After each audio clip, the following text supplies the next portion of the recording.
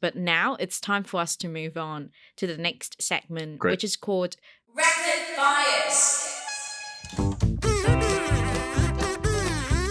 And in this segment, I'll be asking my guests biased questions that they got asked at some point in life. And in Lohai's case, it will be, biased questions about his upbringing and also misconceptions about men's mental health. So are you ready for all the questions? Just off the top. Okay, let's do it.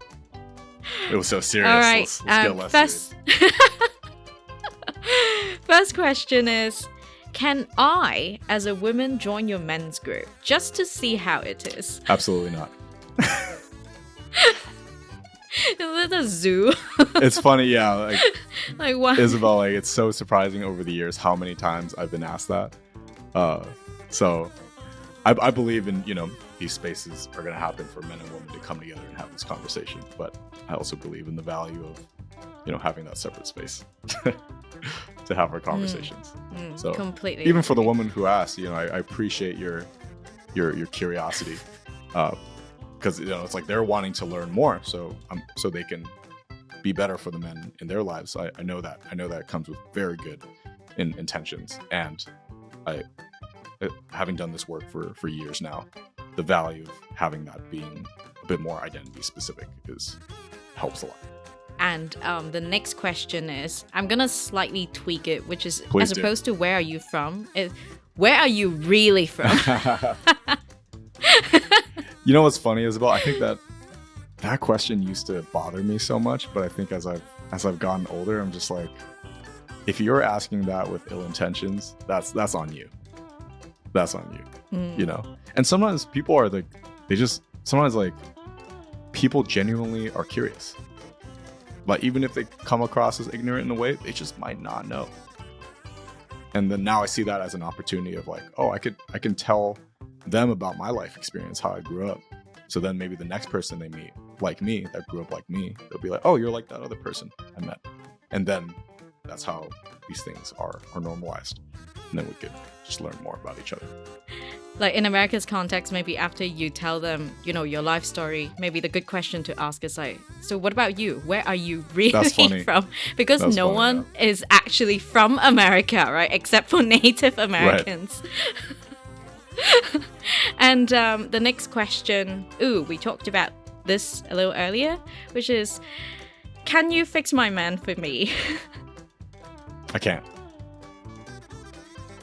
And because that's, I believe any level of like therapy, personal development work, it's always about meeting in the middle. It's where like the healing service that you offer, where that meets someone's willingness to heal and to create a better life for themselves. So I would love to tell you and promise you, your man's going to come into my group. He's going to come out perfectly emotionally intelligent. Some like simultaneously strong man. Promise. That's the man of your dreams. I can't promise you that. But what I can promise is that we ask very real questions in there, and that's an opportunity for men to hear those answers from each other and to hear from each other's wisdom and learn things that they wouldn't otherwise learn, or hear perspectives that they don't normally hear from the men around them. So, no, I can't fix your man. I'm sorry. And the next question is, men should be strong. Yeah, I've had an evolving relationship with that question. I do believe we should be strong in many regards.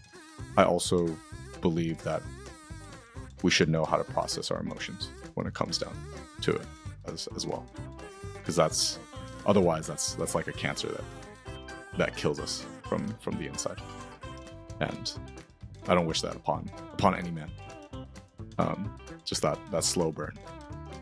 There's a lot of ways to process and talk about your emotions, especially in the modern world. So, find what works for you, right? Maybe it's just going to work out with a good friend, and as you're working out, you just talk through some things. Good guy friend.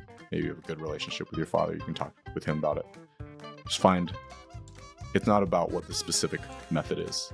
It's just finding what outlet works for you. Because the goal is for you to be better, so you can be better for yourself, your family, your community. And finally, one last question in this rapid bias segment is men are supposed to keep all their problems to themselves. No, I don't think so. That's just a rough way to live. It's just a rough way to live. I know what it's like to have lived like that, years like that, where I didn't cry, didn't tell anybody about any of my problems, and it was exhausting. It was lonely. It was painful, and it was a cost to myself. It was a cost, to my family, to my community, everything. So, to any man listening to this, or someone who has a man in your life that you care very much about,